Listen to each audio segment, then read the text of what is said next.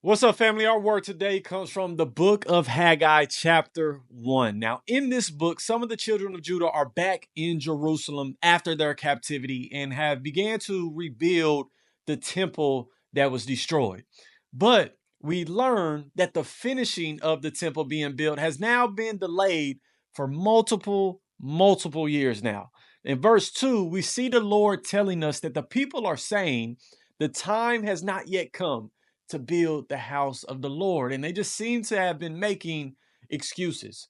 So the Lord sends a message through Haggai the prophet about this. He talks about how the people are more concerned about their own paneled homes, living in their personal comfort, while the Lord's home lays in ruins. He explains that this is why they have sown much but bring in little. To sum it up, the Lord explains that this is the reason a lot of what they are doing in the land is leading to very little. He explains that he called for a drought on the land, in the mountains, on the grain, in the new wine, and the oil, on whatever the ground brings forth, on men and livestock, and on all the labor of their hands.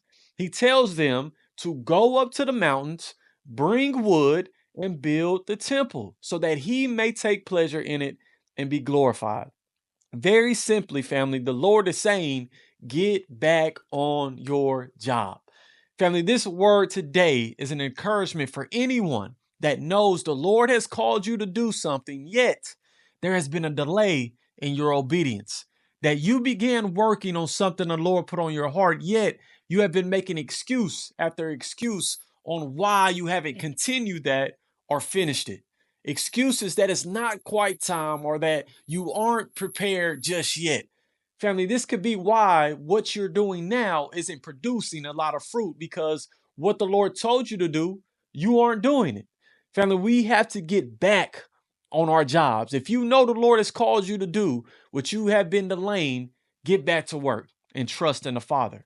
I want you to notice that after the rebuke from the Lord, the people took it. They took it on the chin, right? They listened to Haggai the prophet. They didn't further delay, but they obeyed the word of the Lord in fear of him. They took a step. They went, they obeyed. And when they did, the Lord sent another message through Haggai, telling the people, I am with you. He then stirred up their spirit of the people and they got to work. Family, trust and believe that you are not on your own.